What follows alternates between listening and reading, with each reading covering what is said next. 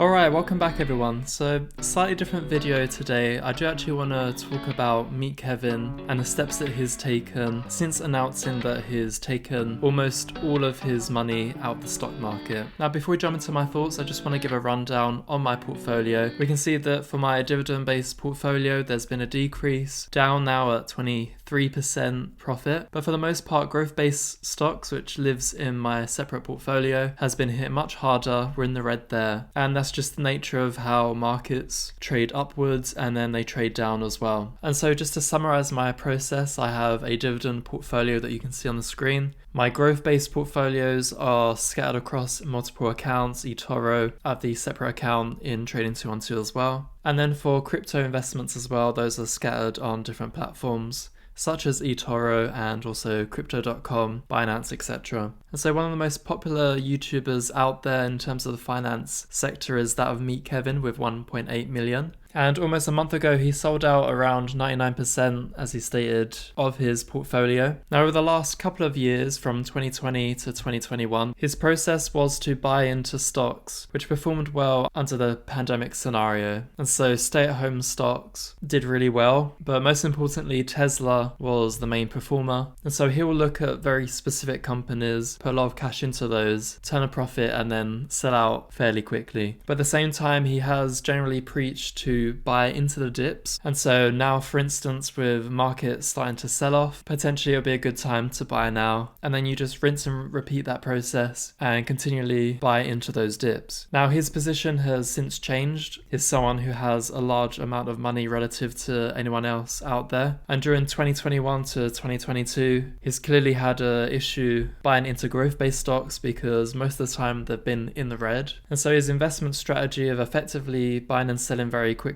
is not working well personally for him. And so now he's holding most of his money in cash, and then sometimes he's buying into companies with a smaller position. But his goal is to wait and effectively time the market when this dip takes place, and is using macroeconomics to try and gauge whether there will be a recession or not, and hold out until recession takes place. Now, this has definitely alienated a lot of people out there, especially those who have brought into his course, given that he preaches to buy the dip, and has effectively done a U-turn and changed his investment style. Now, I think from Kevin's point of view, the plus here is that he's been very transparent with his decisions to sell out of most of his positions. Given that he doesn't really show his holdings that I guess other people out there like myself do, he could have easily said that he's still buying the dip into these companies, but he's been honest on that front. But for anyone who has brought into his course, he's preaching something that he's just not doing himself. And so I can definitely see why there's individuals that are struggling to understand why he's made this U-turn type of decision. But I think from a broader aspect, when you look into YouTubers out there, you always hear the words that this isn't financial advice, but people are looking at channels and effectively deciding whether there's a good investment or not. Now, when you have the likes of 1.8 million subscribers, of course you are going to have people that just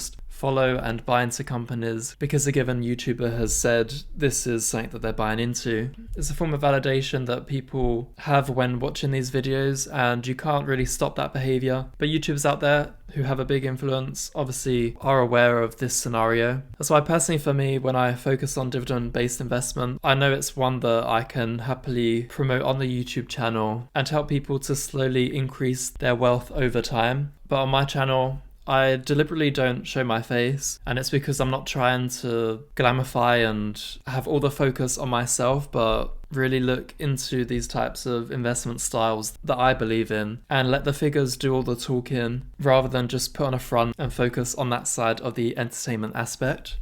And so with Meet Kevin, he's allowed to make the decisions that he wishes and is still actively talking about the stock market. There's so many different approaches to how you invest, and I think the message of selling out and just trying to time the market is one that resonates well with me. As I said earlier, you have to give credit for someone who effectively buys and sells into companies. He's done really well. He's also taken great risks, which I don't think is sensible for the average investor out there. Even when I show videos out there in terms of crypto, that's more of the riskier side for my type of of investment, and I often consider should I show those types of videos on the channel or not. But when it comes to dividend-based portfolio, the long-term goal is to effectively take any large amounts of money that I make from my growth-based stock and then to fund those into the dividend-based portfolio. And I'll tell you the reason why. So if I'm willing to risk, let's say £10,000 on a given company, and let's say I make 100%, the issue with buying and selling is that in the next trade that I make, I may try and trade with the £20,000 to try and double the money again. But the ability to double every trade is not realistic. It requires so much attention to how the given ticker symbol is performing. If you then focus on all the macroeconomics, such as whether there'll be a recession or not, and that's what Meet Kevin does on a daily basis, it can be really difficult to filter out any of the noise to then make a sound decision when to enter into that investment opportunity. And that's why something like a dividend-based portfolio where you can just buy into and not worry about the selling side, it's so much easier. There is no need to time any portion. You just keep on funding the portfolio with extra cash that you receive, whether it's the dividends or cash that you have from your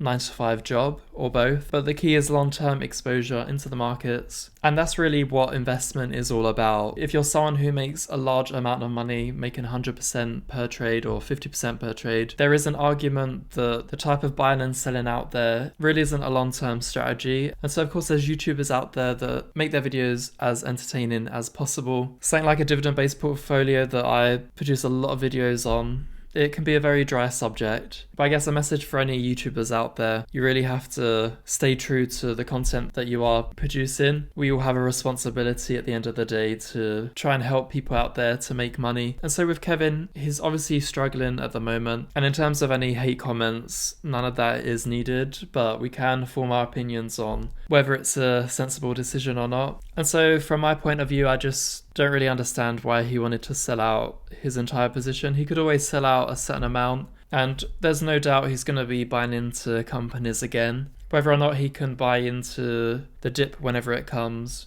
is definitely going to be a challenge for him. So we'll have to see if he can pull that off. And honestly, I was debating whether I wanted to even record a video on another YouTuber.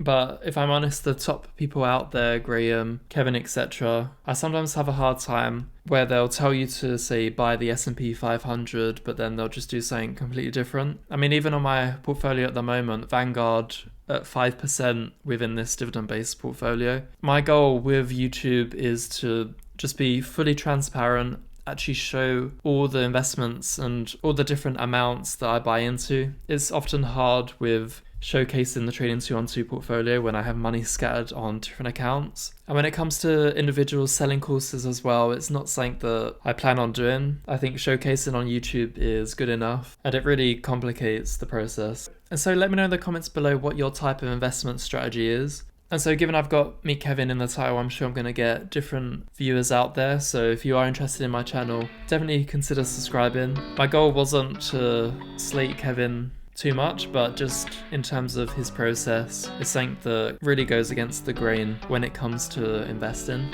And so new videos are posted every week, and with that said, I'll catch you in the next one. I hate you.